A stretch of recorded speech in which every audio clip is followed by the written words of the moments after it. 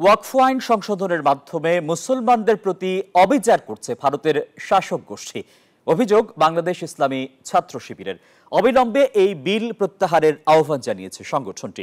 শনিবার দুপুরে রাজধানী শাহবাগে নরেন্দ্র মোদী সরকারের নেওয়া পদক্ষেপের প্রতিবাদে মানববন্ধন করেছে তারা। নেতাকর্মীরা বলেন, একের পর এক মুসলিম বিরোধী কর্মকাণ্ড চালাচ্ছে ভারতের বিজেপি সরকার। এসব পদক্ষেপকে কট্টর হিন্দুত্ববাদী আখ্যা দিয়ে এর নিন্দা জানায় তারা। আন্তর্জাতিক সম্প্রদায়কে কার্যকর ব্যবস্থা নেয়ার আহ্বানও জানান ছাত্র শিবিরের নেতাকর্মীরা। মুসলমানদের ওয়াকফ সম্পত্তিগুলোকে তারা জোরপূর্বক দখল করতে চাচ্ছে।